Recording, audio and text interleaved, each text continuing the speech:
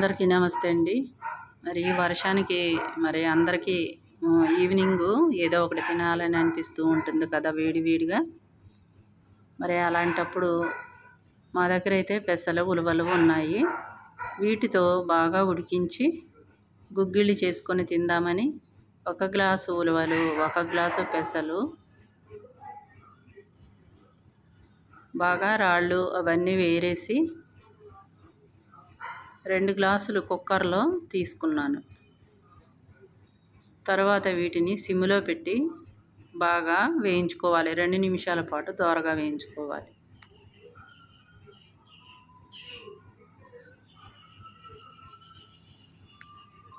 ఈ గుగ్గిళ్ళు మనకి ఎంతో బలాన్ని ఇస్తాయండి. ఉలవలు కూడా బలమే, పెసలు కూడా బలమే. కాబట్టి తప్పకుండా ఈ గుగ్గిళ్ళు మీరు తీసుకుంటే చాలా మంచిది. ఇలా చేసుకోండి.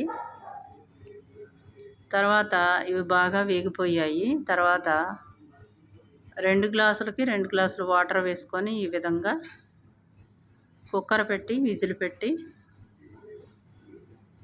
8 విజిల్స్ వచ్చేంత వరకు ఉడికించుకోవాలి.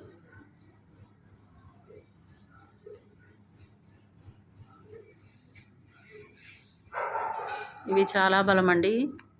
2 కోడిగుడ్లు తినే కన్నా 2 గుప్పెళ్ళు పెసలు ఉడికించుకొని తింటే చాలా మంచిది. ఎన్నో విటమిన్స్ మనకి లభిస్తాయి శరీరానికి. తర్వాత ఉడికించిన ఈ గుగ్గిళ్ళు పక్కనుంచేసి ఇప్పుడు మరొక కళాయి తీసుకొని పోపు దినుసులు మొత్తం వేసి, ఒక గంటెడు ఆయిల్ వేసుకొని పోపు దినుసులు మొత్తం వేసేసి, తర్వాత ఎండుమిర్చి వేసి, కరివేపాకు వేసి బాగా వేయించుకోవాలి. ఇప్పుడు వేగిపోయింది పోపు. ఇప్పుడు స్టవ్ కట్టేసేసి తర్వాత ఈ ఉడికించిన గుగ్గిళ్ళల్లో ఈ పోపును వేసేసుకోవాలి. తర్వాత సాల్ట్ వేసుకోవాలి. తగినంత సాల్ట్ వేసుకోవాలి. చూసి వేసుకోవాలి. తర్వాత స్పూన్తో అంతా కలిపేసుకుంటే మనకి వేడి వేడి మెత్తటి గుగ్గిళ్ళు రెడీ అయిపోతాయి.